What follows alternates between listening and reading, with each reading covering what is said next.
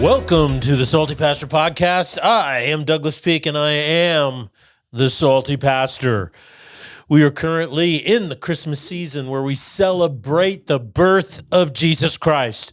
Now, outside in the world today, you might run across a situation where saying Merry Christmas is frowned upon. So I have a suggestion. If you ever feel that you are in an awkward situation or a situation where the phrase Merry Christmas may not play very well, I suggest you say, today I celebrate the birth of the one and only Lord and Savior Jesus Christ, the author of the only true faith and religion.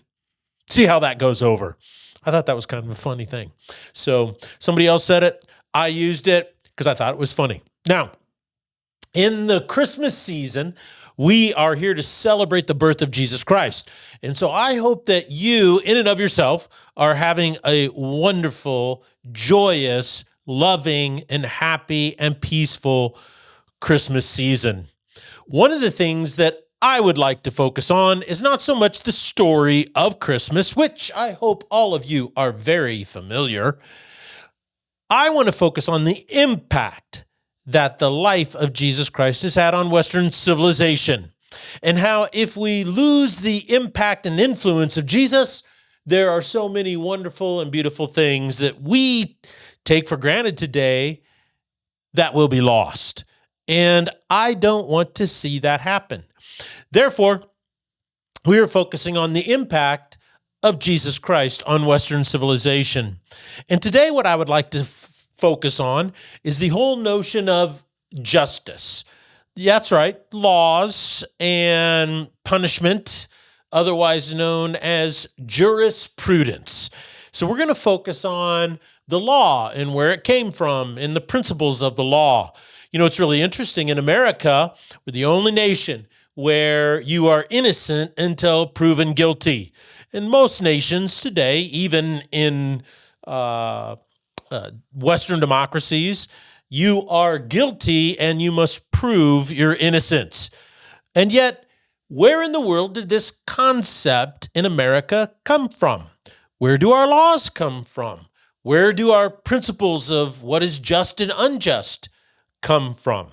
And I would like to posit a simple truth, and that is the biblical foundations on Western jurisprudence are unmistakable.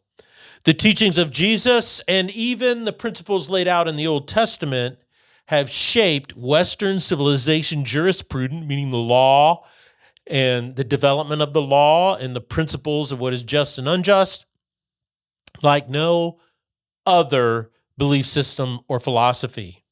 Now, when I talk about Western jurisprudence, I'm talking about a body of law as well as a concept of justice.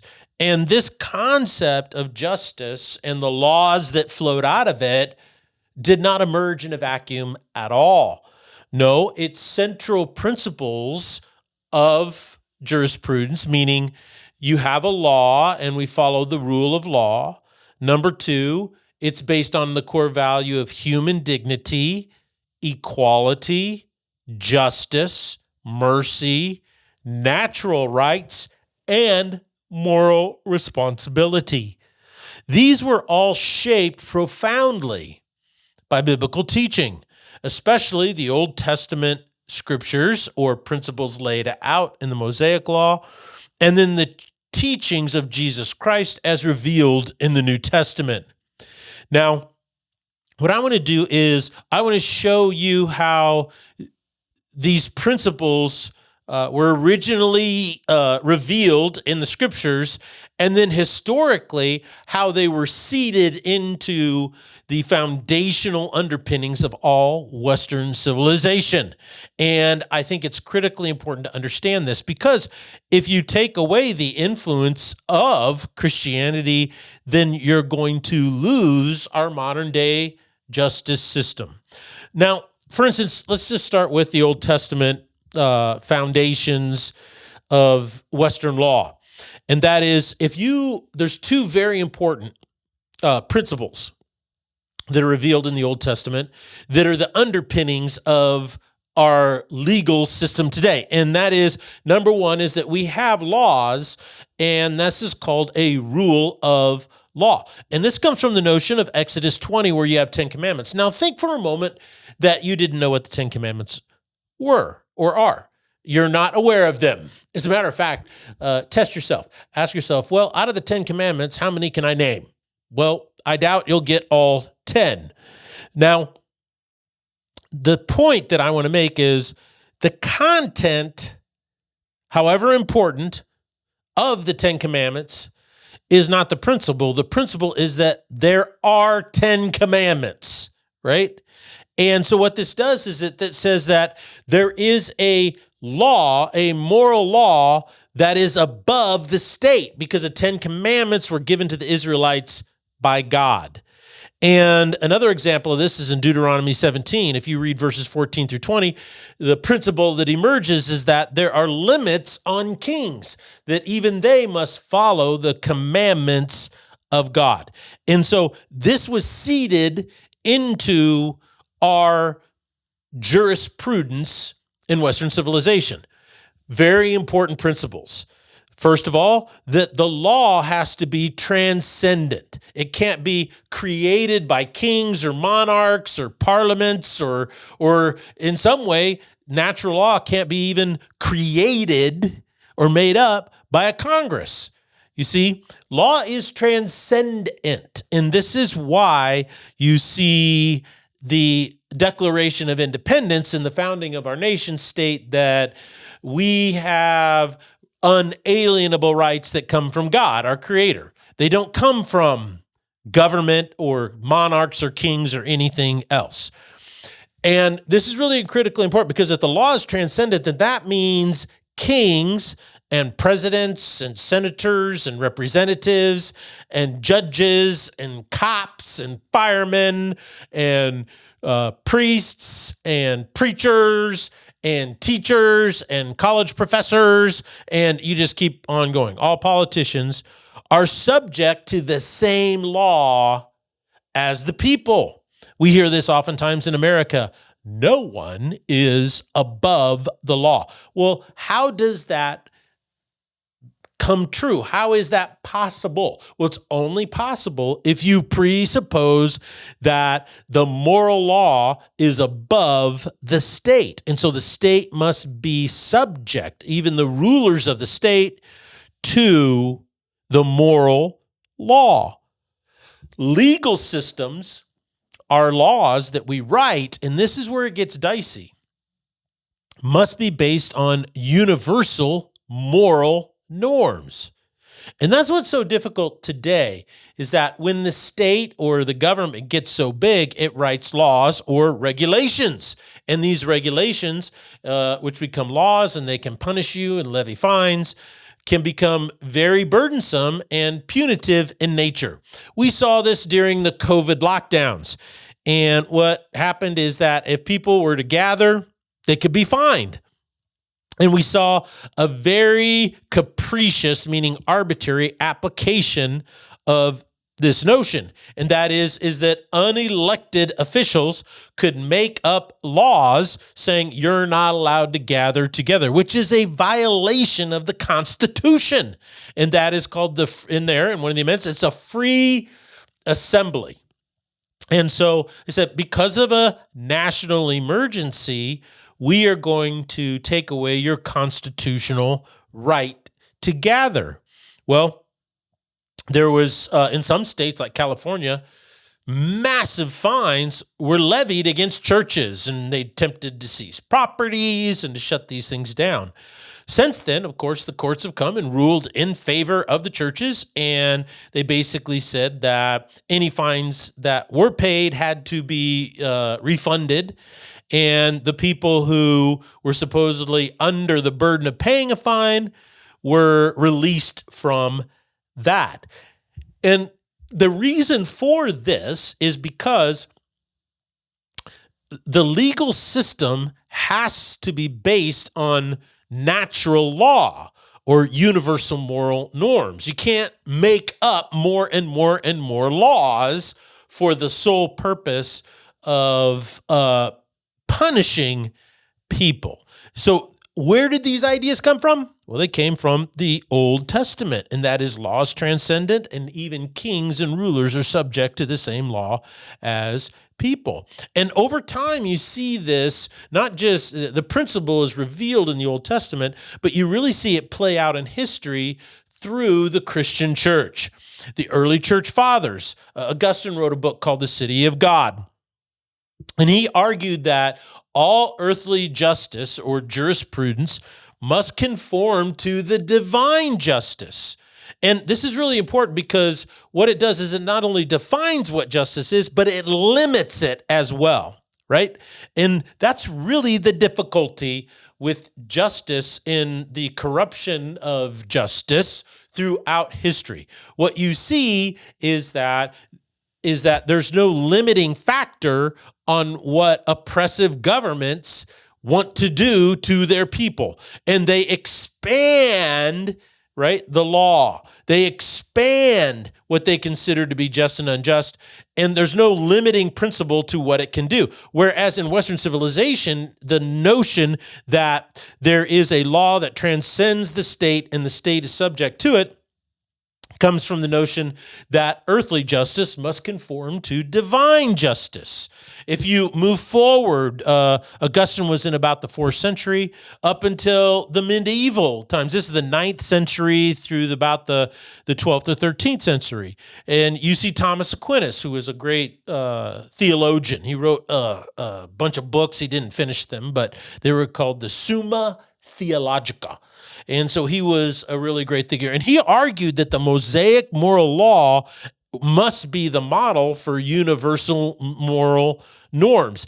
And this is where it's not just the fact that we have the 10 Commandments, but the content of the 10 Commandments reveals to us the nature of what our natural or universal laws must be. You shouldn't be able to kill somebody, right? You can't do that. Property rights are in the 10 Commandments. Now, this then led to another core principle, and that is due process and standards of evidence. If you were to read Deuteronomy, chapter 19, verse 15, when it talks about the law, Deuteronomy is basically a lot of the Mosaic law explained. It says, a matter must be established by 2 or 3 witnesses. You see this in the New Testament being applied as well when Paul tells Timothy that when people bring accusations against elders, the matter must be established by 2 or 3 witnesses. In Exodus chapter 23, verses 1 through 3 and 6 through 8, you see prohibitions against false testimony and judicial bias. So that influence then spills over today. There's nothing worse than a corrupt judge or a corrupt prosecutor. Why? Because innately we feel that it destroys the system of justice in America. Well, the biblical standard for witnesses became the foundation for English common law evidentiary rules. It became the standard for perjury statutes, and it also became the standard for judicial impartiality. Lord Coke wrote a book or a commentary on common law. That's right. His name was Lord Coke, spelled just like Coke, the drink. He says, he noted that English evidentiary principles had, and I quote, remarkable congruence with the Mosaic judicial system. So do you see historically that it wasn't just Old Testament principles, but what happened is they were seeded and influenced the development of Western civilization's idea of law and justice based on the life of Jesus Christ. And another very important principle that makes our judicial system so powerful is called the equality before the law. If you've ever seen a statue of Lady Justice, right? She's standing there and she has a sword in one hand, the scales in the other, right, to balance evidence, but she's wearing a blindfold. Why is that? Well, in Leviticus 19, verse 15, it says, do not show partiality to the poor or favoritism to the Great. Much of the idea that justice should be blind and equally dispersed is based on the notion that kings, monarchs, politicians, presidents, Speaker of the House, judges should not get preferential treatment because of who they are. And that's because all human beings are created in the image of God. They call this the imago Dei. So this notion that we are created in the image of God.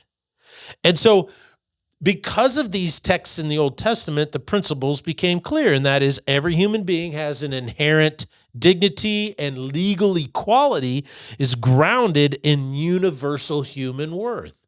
This is why the abortion debate rages on and on and on, because on the one side, you're trying to uphold the value of universal human worth, and on the other side, you're trying to devalue universal human worth. There's no way to find compromise between those two things. You can't. That's the equivalent of just saying, well, slavery is okay for some people, that's their opinion, and it's not okay for the people who hold a different opinion. We need to figure out a compromise. Well, our nation fought a civil war over the fact that there could be no compromise when it came to slavery. And the abortion argument is pretty much exactly the same. Now, we see this notion of human dignity and universal human worth throughout our Jewish jurisprudence, articulated by John Locke, who is probably the most influential philosopher and political philosopher on the formation of the United States of America. And he wrote a book called The Two Treatises of Government. And he explicitly roots all of our natural rights in the biblical anthropology. And that's why in the Declaration of Independence, Jefferson wrote, and all the delegates signed on to it, that all men are created equal. And they are endowed by their creator with unalienable rights, meaning you cannot separate or alienate these rights from any human beings. Now, if I were to go further throughout history, and I could show how the teachings of Jesus Christ and the Sermon on the Mount transformed all moral norms. If you read the whole Sermon on the Mount, and then you go fast forward to Matthew chapter 22, verses 37 through about 40, the Matthew 22 passages where you see the greatest commandment, okay?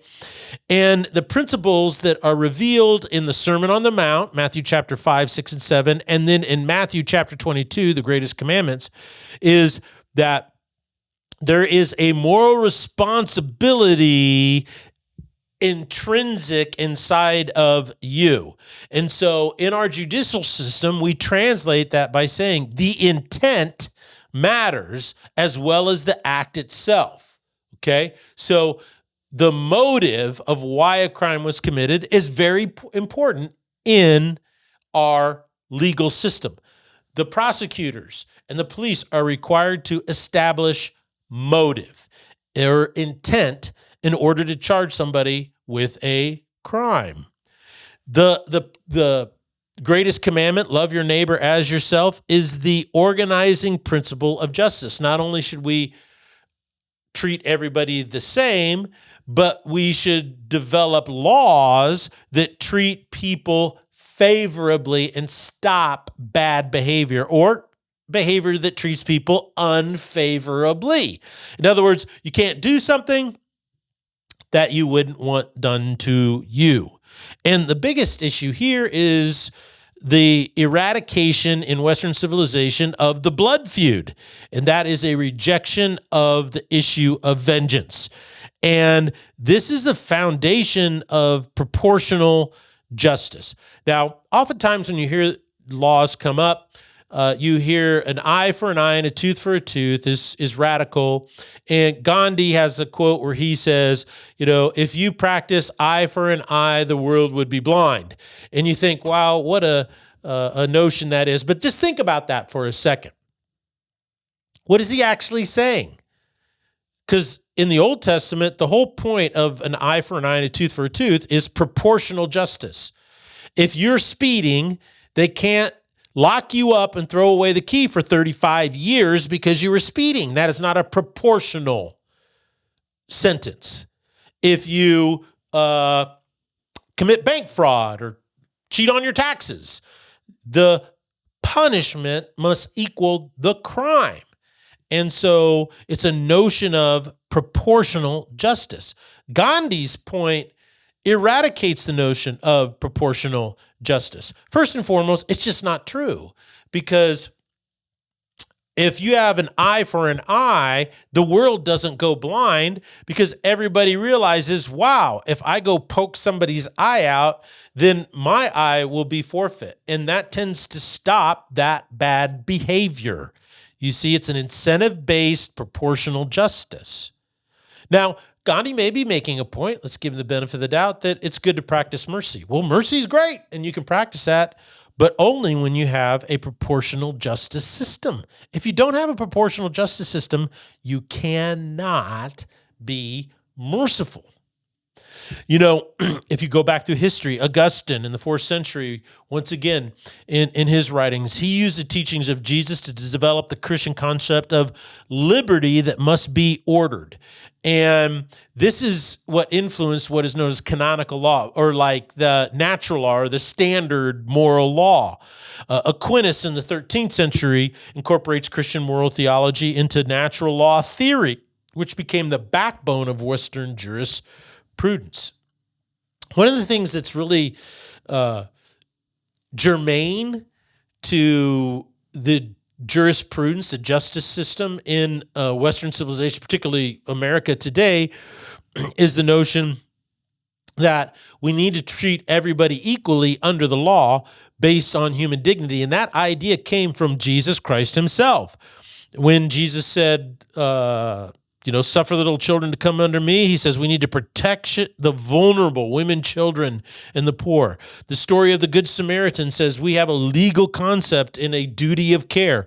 You see this play out in court-appointed lawyers, and that is that if a person is accused of a crime and they can't afford one, they will get a lawyer to help defend them. The teaching in Matthew chapter 5 where he says, Matthew 5, 6, and 7, where he says, let your yes be yes and your no be no. And that really influenced contract law. And that is, you must have honesty in commerce. The canon law courts, and canon is basically Latin for standard. So the standard law courts in the 12th, 13th, and 14th century formalized all of these principles through moral responsibility. And you see it in marriage law, inheritance, contractual obligations. All of these things are based upon the teachings of Jesus Christ, particularly in the gospel according to Matthew. And you look at extremely secular European law codes today, and they will reflect the original principles that Jesus taught in the gospel according to Matthew. One of the things that it's really important to understand is the separation of political authority and moral authority. In Matthew 22, verse 21, Jesus says, render unto Caesar what is Caesar's, and to God what is God's.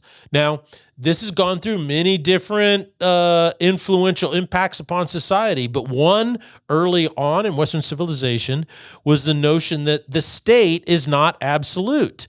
We still have to render to Caesar, render to the state certain things, but there are things that are solely reserved for God.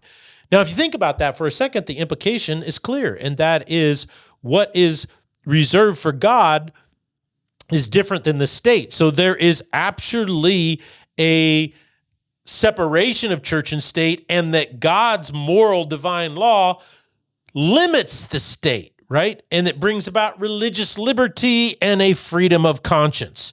Historian Larry Seidentop wrote a book called Inventing the Individual, and he calls the distinctions that Jesus drew in this passage, the origin of Western individualism.